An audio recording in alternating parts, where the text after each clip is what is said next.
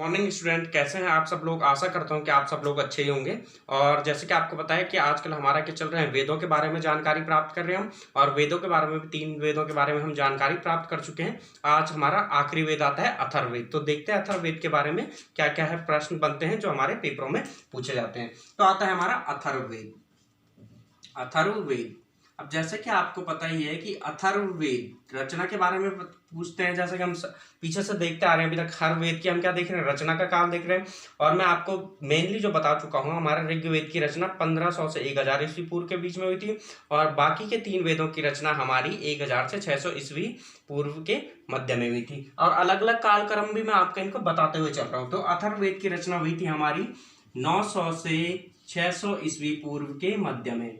ठीक है, ईस्वी पूर्व के मध्य। ठीक है, वो क्या हुई, आपकी अथर्ववेद की रचना हुई थी आपकी 600 से 900 ईस्वी पूर्व के मध्य में। अब अगला प्रश्न आता है कि हमारा इस अथर्ववेद की रचना कौन से स्थान पर हुई थी। मैं आपको पहले ही बता चुका हूं कि जो हमारे बाद के 3 वेद है, इन तीनों की रचना कहाँ हुई थी, हमारी गंगा यमुना के दोआब है। अब ऐसा क्यों हुआ था ये देखेंगे हम जब हम आगे पढ़ेंगे आपका वैदिक कालीन सभ्यता, तो वहां आपको इसका कारण बताया जाएगा कि ऐसा क्यों हुआ था। ठीक है, तो अभी आप इतना याद रखिए कि जो हमारे स्थान है ये क्या है, हमारा गंगा यमुना का दोआब। गंगा यमुना का दोआब, गंगा यमुना के दोआब में क्या हुई थी, आपकी अथर्ववेद की रचना हुई थी। अब तीसरा प्रश्न आता है कि हमारा अथर्ववेद के अंदर दिया क्या क्या है, क्या क्या दिया गया है। अब सबसे पहला क्वेश्चन तो आता है कि अथर्ववेद, जैसे कि हमने आपको बताया है, जो अथर्ववेद है ये हमारा अर्व धातु से बना है। कौन सी धातु से बना है, हमारी अर्व धातु से। और इस अर्व का अर्थ क्या होता है, हमारा चेष्टा या इच्छा।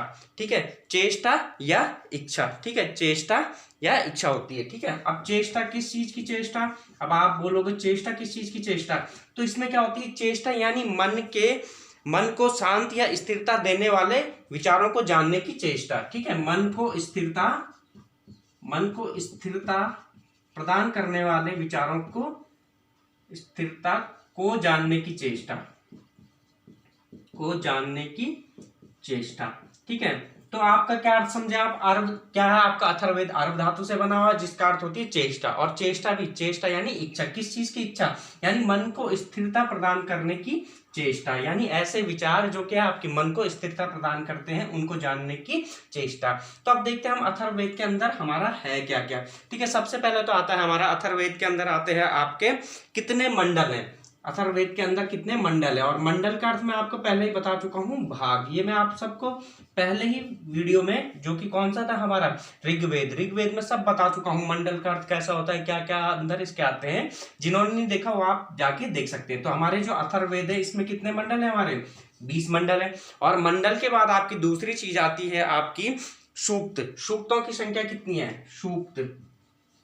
ठीक है, तो जो अथर्ववेद है हमारे, अथर्ववेद में है हमारे 731 सूक्त। और सूक्त के बाद तीसरी चीज क्या आती है आप लोगों की, मैं आपको पहले बता चुका हूं क्या आती है आपकी, सूक्त के बाद आते हैं आपकी ऋचा या श्लोकों की संख्या।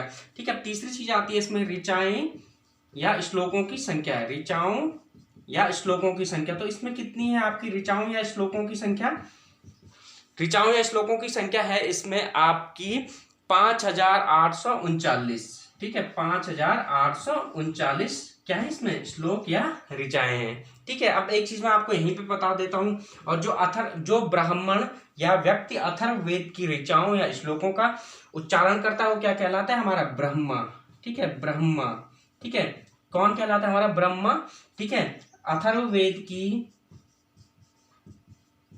ऋचाओं का उल्लेख करने वाला, ऋचाओं को गाने वाला या उच्चारण करने वाला, जो क्या होता है, जो व्यक्ति हमारे अथर्ववेद में जो भी श्लोक लिखे गए हैं उनका उच्चारण करता है वो क्या कहलाता है, हमारा ब्रह्मा कहलाता है। ठीक है, और ये क्वेश्चन आपके कई बार पूछे गए, वैसे मैंने अभी इन सब चारों का आपको बताऊंगा इकट्ठे करके। ठीक है, अब अगली चीज आती है हमारी। ठीक है, अब एक चीज अक्सर पूछी जाती है जो हमारे पेपर में वो है हमारी, अथर्ववेद के मुख्य देवता कौन से हैं। ठीक है, अथर्ववेद के मुख्य देवता कौन से हैं, अथर्ववेद के मुख्य देवता, अथर्ववेद के मुख्य देवता है हमारे देवता सोम। ठीक है।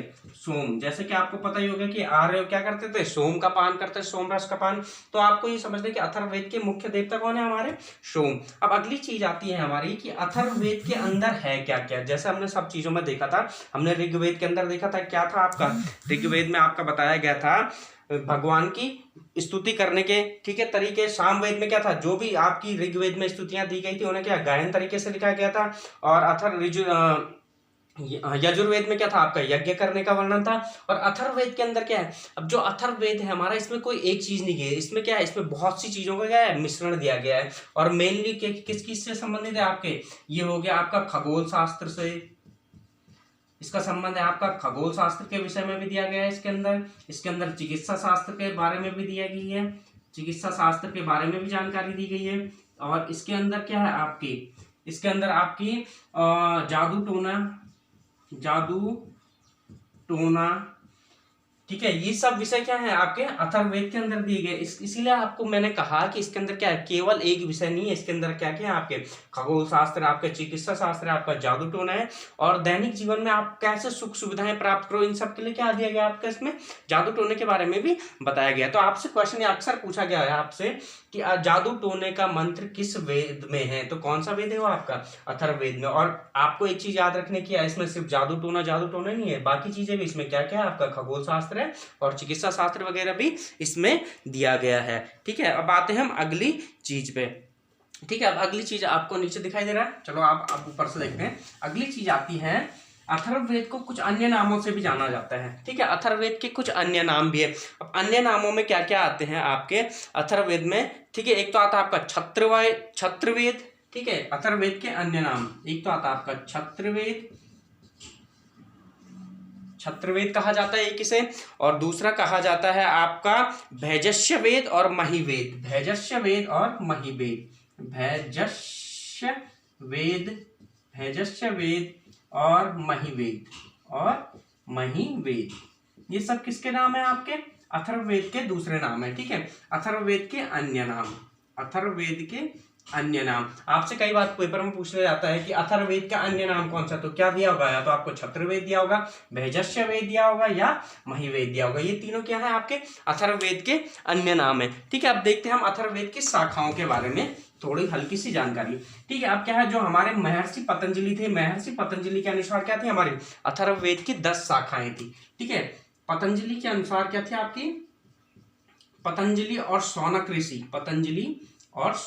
ऋषि, ये दोनों क्या थे आपके पुराने जमाने के ऋषि थे, ठीक है। शौनक ऋषि, इनके अनुसार क्या है आपकी अथर्ववेद की 10 से ज्यादा शाखाएं हैं, ठीक है, 10 शाखाएं, ठीक है। ये क्वेश्चन आपका एक बार पूछा गया है आपका कि पतंजलि के द्वारा अथर्ववेद की कितनी शाखाएं बताई गई, तो पतंजलि के द्वारा अथर्ववेद की कितनी शाखाएं बताई गई हैं आपकी 10 शाखाएं। और पतंजलि के साथ साथ क्या है आपके शौनक ऋषि, उन्होंने भी इनकी कितनी शाखाएं बताई थी 10 शाखाएं। तो अब देखिए 10 शाखाएं पढ़ना तो हमारे लिए इतना इम्पॉसिबल तो नहीं कह सकते आप, लेकिन क्या 10 शाखाएं पढ़ना हमारे लिए क्या इतना इंपॉर्टेंट तो नहीं है। पर क्योंकि क्या है, जो हमारी 10 की 10 शाखाएं हैं, बस इनके बारे में हमने सुना है कि 10 शाखाएं हैं इसकी, लेकिन जो वर्तमान समय है, तो वर्तमान समय में इसकी कितनी आपकी केवल 2 शाखाएं उपलब्ध हैं। तो हम क्या करते हैं, इन 2 शाखाओं के बारे में जानकारी प्राप्त कर लेते हैं, इन 2 शाखाओं में कौन कौन सी है, ठीक है। वैसे तो मैंने आपको बता दी कि आपको पतंजलि और शौनक ऋषि ने कितनी शाखाएं बताई है, 10 शाखाएं बताई, लेकिन जो वर्तमान में उपलब्ध शाखाएं हैं उनके बारे में देख लेते हैं, क्योंकि अक्सर पेपरों में उसी से पूछा जाता है जो कि हमारे पास उपलब्ध है, ठीक है। तो शाखा, ठीक है, शाखाएं किसकी अथर्ववेद की, वैसे मैं आपको बता चुका हूं 10, लेकिन जो उपलब्ध शाखाएं हैं उनके बारे में जानकारी प्राप्त करते हैं, ठीक है। ये लिख दिया मैंने आपके यहाँ पे उपलब्ध, ठीक है, इसलिए आप लोग कंफ्यूजन नहीं होना। अगर आपको पूछेगा कि कितनी शाखाएं हैं तो कितनी होगी आपकी 10, और पूछेगा कितनी उपलब्ध शाखाएं तो उपलब्ध शाखाएं कितनी होगी हमारी 2, ठीक है। तो एक तो क्या है आपकी पिप्पलाद शाखा, ठीक है, पहली शाखा आती है आपकी पिप्पलाद शाखा, पहली शाखा है आपकी पिप्पलाद शाखा, और दूसरी है आपकी शौनक शाखा, ठीक है, जो कि क्या आपके ऋषि भी थे एक शौनक शाखा, ठीक है, पिप्पलाद शाखा और शौनक शाखा। अब देखते हैं हम पिप्पलाद शाखा और शौनक शाखा के अंदर हमें दिया क्या क्या गया है, और यहाँ से क्वेश्चन भी बनते हैं आपके कि कौन सी 2 शाखाएं अथर्ववेद की उपलब्ध है, तो कौन सी आपकी, एक तो पिप्पलाद शाखा और दूसरी है आपकी शौनक शाखा, ठीक है। जो हमारी ये पिप्पलाद शाखा है ये क्या है अपूर्ण रूप से प्राप्त हुई है, ठीक है, अपूर्ण रूप से प्राप्त, आपसे पूछे गए कि जो दो उपलब्ध शाखाएं हैं अथर्ववेद की, उनमें से कौन सी शाखा अपूर्ण रूप से प्राप्त हुई है, तो कौन सी शाखा है आपकी, पिपलाद शाखा। अब दूसरा प्रश्न आता है, आपसे पूछा जाएगा कि पिपलाद शाखा कहाँ से प्राप्त हुई, तो जो पिपलाद शाखा है आपकी कश्मीर से प्राप्त हुई, कश्मीर से प्राप्त हुई। और इसकी लिपि कौन सी थी, शारदा लिपि। ठीक है, जो पिपलाद शाखा है ये आपकी क्या है, शारदा लिपि में लिखी गई है। और कहाँ से प्राप्त हुई थी आपकी, कश्मीर से हुई थी। अब आता है अगला क्वेश्चन आता है कि जो ये कश्मीर से तो प्राप्त हुई थी, अब लेकिन क्या होता है हमारे प्रत्येक चीज जो भी क्या है कहीं से ढूंढी जाती है, देखी जाती है, तो उसे खोज करने वाला कोई ना कोई व्यक्ति होता है। तो अगला क्वेश्चन आपसे पूछा जाता है कि जो पिपलाद शाखा है इसको खोज करने वाले व्यक्ति कौन है, तो वो थे आपके डॉक्टर ब्यूहलर, डॉक्टर ब्यूहलर, डॉक्टर ब्यूहलर। ठीक है, डॉक्टर ब्यूहलर ने क्या की थी, आपकी पिपलाद शाखा की खोज की थी। और कहाँ से की थी, आपकी कश्मीर से की थी। ठीक है, अब दूसरा आता है कि अब खोज भी होगी, उसके बाद क्या इस शाखा को सबसे पहले प्रिंट किसने करवाया था, यानी छपवाया किसने था, तो जो थे आपके ब्लूमफील्ड और गार्वे। ब्लूमफील्ड और गार्वे ने आपकी, ब्लूमफील्ड और गार्वे ने क्या करवाया था, ये दो व्यक्ति हैं आपके, ब्लूमफील्ड और गार्वे। इन दोनों ने क्या किया था, आपका सबसे पहले जो क्या है आपके अथर्ववेद की पिपलाद शाखा है इसको क्या करवाया था, छपवाया था, यानी इसकी प्रिंटिंग करवाई थी। और किस नाम से करवाई थी, अथर्ववेद कश्मीर। ठीक है, अथर्ववेद फ्रॉम कश्मीर। ठीक है, इस नाम से क्या करवाई थी इन्होंने, इसकी क्या करवाई थी, आपकी प्रिंटिंग करवाई थी, अथर्ववेद फ्रॉम कश्मीर। ठीक है, अब दूसरी शाखा आती है हमारी शौनक शाखा। तो शौनक शाखा के बारे में इतना कुछ जानकारी तो इंपॉर्टेंट प्राप्त नहीं हुए, लेकिन जो भी थोड़ा बहुत है वो आपको बता देते हैं। ठीक है, इस शाखा के कितने भाग हैं, सबसे बड़ा भाग, इस शाखा में कुल कितने भाग हैं आपके, 20 भाग हैं। और सबसे बड़ा भाग कौन सा आपका शौनक शाखा का, सबसे बड़ा भाग, शौनक शाखा का सबसे बड़ा भाग कौन सा आपका, भाग्यमंडल कितना आपका, 20वां भाग्यमंडल क्या आपका सबसे बड़ा है, जिसमें कि कुल कितने हैं आपकी मंत्र हैं, जिसमें 958 मंत्र दिए गए हैं। ठीक है, इसमें कितने आपके 958 मंत्र दिए गए। अब आपसे पूछेगा जो आपके अथर्ववेद की शौनक शाखा है, इस शौनक शाखा का सबसे बड़ा भाग कौन सा है, तो शौनक शाखा का सबसे बड़ा भाग कौन सा है आपका, 20वां भाग। पूछेगा कि इसमें कितने मंत्र है सबसे बड़े भाग में, तो कितने हैं आपके 958 मंत्र दिए गए हैं। ठीक है, आपको दिखाई दे रहा है, दिखाई दे रहा है ना। और अगला क्वेश्चन पूछता है आपसे, इससे जो पूछा जाता है कि जो आपकी शौनक शाखा है इसका सबसे छोटा भाग कौन सा है, इसका सबसे छोटा भाग कौन सा है, शौनक शाखा का सबसे छोटा भाग, सबसे छोटा भाग है आपका 7वां भाग। ठीक है, 7वां, जिसमें केवल कितने मंत्र है आपके, 30 मंत्र दिए गए हैं। ठीक है, तो ये दो क्वेश्चन है जो आपके यहाँ शौनक शाखा से बन सकते हैं। एक तो क्या आपका शौनक शाखा का सबसे बड़ा भाग कौन सा है, 20वां भाग, जिसमें कितने आपके 958 मंत्र है। और दूसरा सबसे छोटा भाग कौन सा आपका 7वां भाग, जिसमें कुल कितने मंत्र दिए गए आपके 30 मंत्र। ठीक है, अब देखो आपके एक चीज आता है, ऊपर चलते हैं, आपको नीचे दिखाई नहीं दे रहा। अब एक क्वेश्चन आपका अक्सर पूछा जाता है या बन सकता है, वो क्या है आपके कि अथर्ववेद में कितने मंत्र ऋग्वेद से लिए गए हैं। ठीक है, अथर्ववेद में कितने मंत्र